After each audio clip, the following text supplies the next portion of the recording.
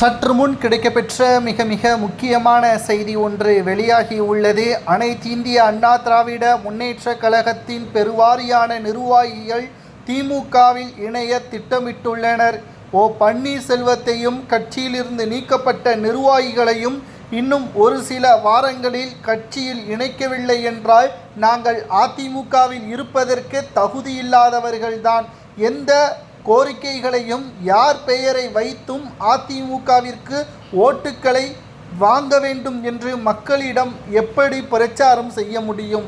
நீங்கள் 4-5 அணிகளாக பிரிந்து கிடந்தால் மக்களிடம் தொண்டர்கள் எவ்வாறு பிரச்சாரங்கள் மேற்கொள்வார்கள்?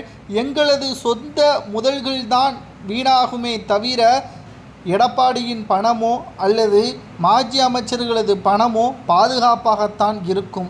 நாங்கள் இதுவரை சேர்த்து வைத்த பணங்கள் தான் செலவாகும் என்று நிர்வாகிகள் தெரிவித்திருப்பது பேரதிர்ச்சியை ஏற்படுத்தியுள்ளது. அதிமுகவின் அரசியலில் நடக்கக்கூடிய நிகழ்வுகளை தான் நாம் பார்த்து வருகிறோம். தென் மாவட்டங்களில் சுமார் 24 முக்கிய மாவட்ட கிளை நிர்வாகிகள் அதிமுகவின் அவைத் தலைவருக்கு கடைசி கடிதம் எழுதியுள்ளனர். அதில் அதிமுகவில் ஓபிஎஸ்ஐயும் வைத்திலிங்கம், மனோஜ் பாண்டியன், சசிகலாவை கட்சியில் மீண்டும் இணைக்க வேண்டும், இல்லை என்றால் நாங்கள் திமுகவில் இணைவதை தவிர எங்களுக்கு வேறு வழி கிடையாது. திமுகவில் எங்களுக்கு முக்கிய பதவிகள் தருவதாக கூறுகிறார்கள்.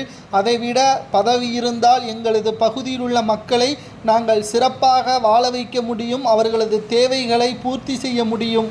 ஆனால் அதிமுகவில் இன்னமும் உட்கட்சி மோதல் இருப்பதால் அவர்களது பிரச்சனையை தீர்ப்பதற்கு பல ஆண்டுகள் ஆகக்கூடிய சூழல்தான் உருவாகியுள்ளது. பேசி முடிக்க வேண்டிய பிரச்சனையே நீதிமன்றத்திலும் தேர்தல் ஆணையத்திடமும் முறையிட்டு தற்பொழுது 5 ஆண்டுகள் வரை இந்த பிரச்சனையை அதிகரிக்க வைத்திருப்பதற்கு யார் காரணம்? யாருடைய சுயநலத்திற்காக அதிமுகவே தற்பொழுது தலைகுனிந்து நிற்பதற்கு யார் காரணம் என்ற மாவட்ட செயலாளர்களது கேள்வி சரியா என்பதை கமெண்ட் வாயிலாக மறக்காமல் கூறுங்கள்.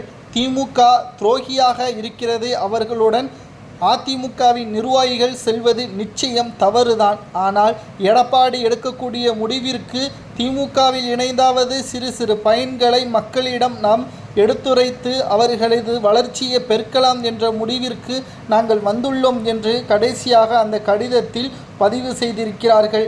இன்னமும் எடப்பாடி ஈகோவை விட்டு கொடுக்காமல் செயல்பட்டால் அதிமுக தோல்விதான் என்று கூறி